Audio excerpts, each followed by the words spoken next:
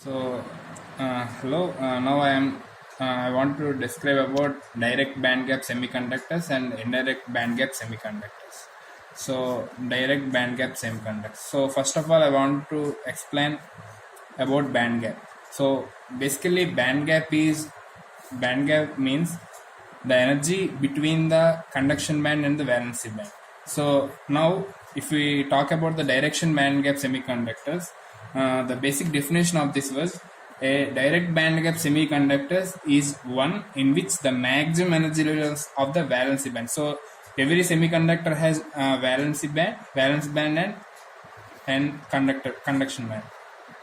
So in this direct band gap semiconductor, the maximum energy level of valence band aligns with the minimum energy level of the conduction band. So if these both are aligned, then it is called direct band gap semiconductors. So the maximum energy of valence band aligns with the minimum energy of conduction band, then it is called direct band gap semiconductors. So in this, a direct recombination takes place with the release of energy equal to the energy difference between the recombination of particles. So whenever we go to indirect band gap semiconductors, this is somewhat different.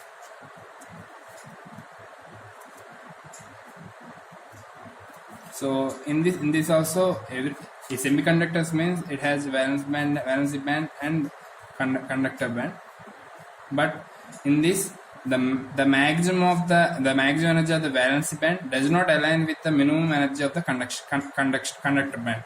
So it can be explained through EK diagrams. So whenever we go to the definition of the indirect band gap semiconductor, it was like this: an indirect band gap semiconductor is one in which the maximum energy level of valency band does not align with the minimum energy level of the conduction band, and they are completely misaligned with respect to the momentum.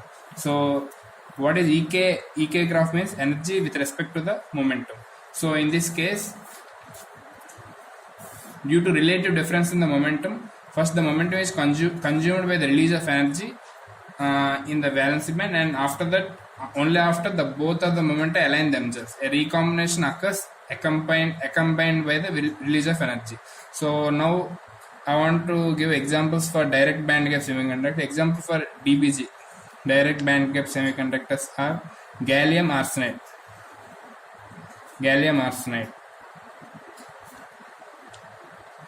And examples for indirect band gap semiconductors are silicon and germanium. So now we can go to the EK diagrams of these.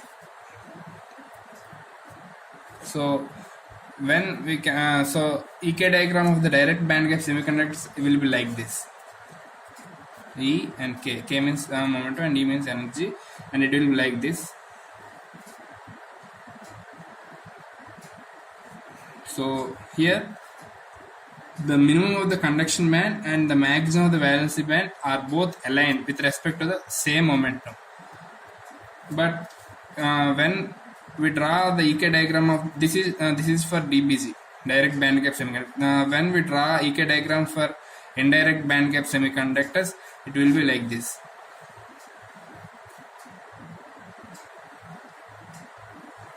So so here the minimum occurs here, and here the maximum occurs here.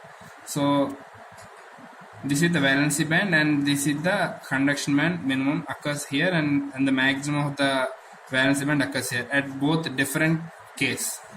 So this is the graph for between E and K, and maximum occurs at K1 and minimum occurs at K2. So these are not aligning to same K. So in an indirect band gap semiconductor, the maximum energy of the valency band occurs at a different value of K to the minimum energy at the conduction band of energy. So these are not aligning. So in DBA, since crystal momentum of electrons and holes are in the same direction in conduction and valence band, an electron can directly unite a photon while jumping from with a hole, since both energy and momentum are constant.